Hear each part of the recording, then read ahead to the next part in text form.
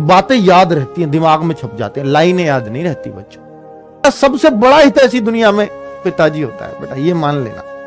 सबसे बड़ा हितैषी गुरु भी नहीं है। गुरु पढ़ा सकता है, पढ़ाने के प्रति हो सकता है, लेकिन हितैषी नहीं आपका।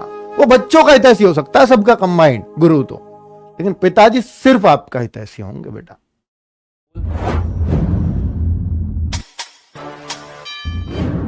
कितना भी मैं कह लूं, अगर वो बात आपको समझ नहीं आती है ना, तो आप उसको फॉलो करेंगे ही नहीं। लेकिन आपको बात समझ में आए या ना आए, बस इतना जान लो कि आपके लिए सबसे ज्यादा जरूरी क्या है, वो है सिर्फ पढ़ाई, और इस टाइम सिर्फ पढ़ाई।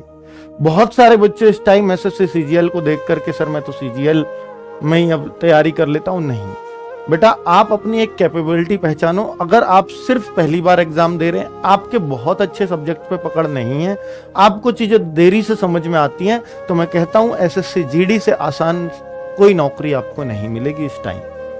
एसएससी जीडी सबसे आसान है आपके लिए पकड़नी। अगर आपकी इसमें एज आ रही है, अगर आप शुरुआत कर रहे हैं तैयारी की, अभी आपका 10th 12th हुआ है, अभी एज हुई है, अभी तैयारी में घुसे हैं, तो इससे बेस्ट, इससे जल्दी कोई नौकरी आपको नहीं मिल सकती।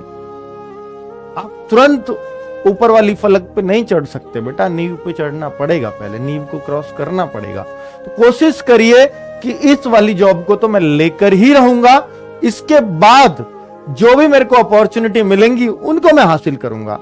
और बेटा पहले चांस में या अपने दूसरे चांस में बहुत अच्छे प्रयास से अगर ये वाली जॉब ले जाते हैं आप, तो निश्चित तौर पर आप यहां नहीं रुकेंगे, मेरा दावा है। आप निश्चित तौर पर आप ये मानने लगेंगे कि अभी तो मैंने थोड़ा सा ही प्रयास किया है, कोई बात नहीं, ज्वाइन कर लेता हूं घर वालों के कहने से, लेकिन मैं अपनी पढ़ाई जारी रखूंगा, मैं निश्चित तौर पर कोई और एग्जाम निकालूंगा। निकलता है, बहुत सारे बच्चों का निकलता है, ऐसे ही निकलता है, ठीक है।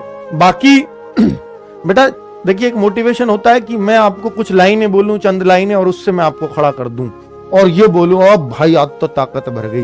वो मोटिवेशन नहीं होता। वो जितना जल्दी कोई चीज हमारे रगों में बसती है, उतनी जल्दी निकलती है। मैं जो आपको मोटिवेशन देने की कोशिश करता हूं, मैं अंडरस्टैंडिंग वाला मोटिवेशन होता है हमारा ये, कि हाँ कि ये नहीं किया तो क्या होगा मेरा, ठीक है, ये मैं कर लूंगा तो मेरे क्या क्या सपने होंगे, या मैं क्या क्या कर सकता हूं। ये अंडरस्टैंडिंग वाला मोटिवेशन है, ये दिल में बसता है और ये बातें याद रहती हैं, दिमाग में छप जाते हैं, लाइनें याद नहीं रहती बच्चों। तो आपसे बस यही कहूंगा कि आप इतना ध्यान कर लीजिए कि भाई अगर आपके पास ये नौकरी जिसके लिए हम तैयारी कर रहे हैं, अगर ये नहीं मिली, तो आपके पास ऑप्शन क्या है दूसरा, बताइए।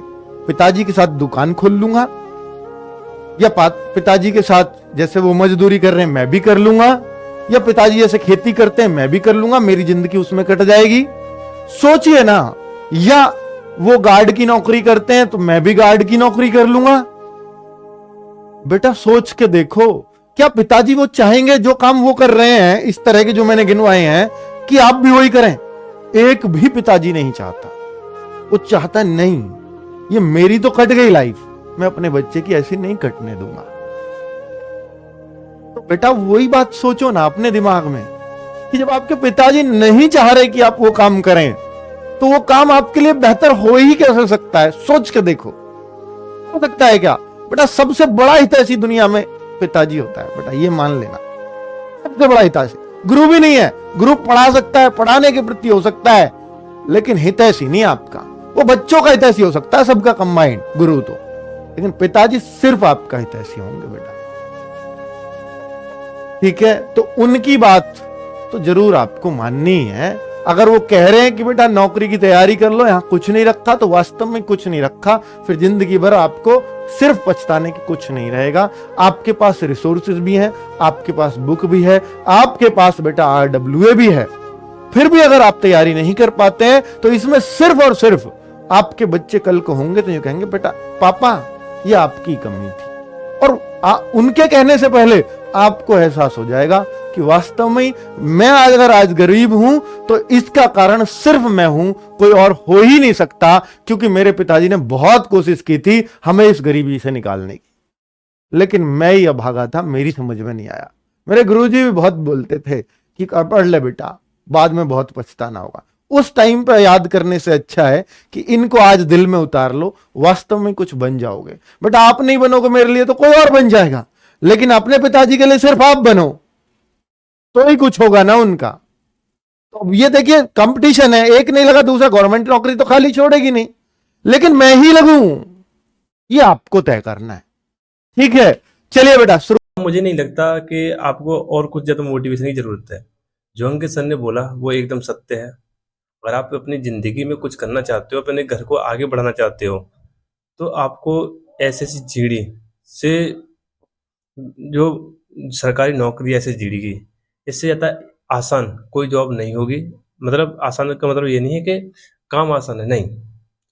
इस जॉब को कम पढ़ाई में और कम समय में आराम से लिया जा सकता है।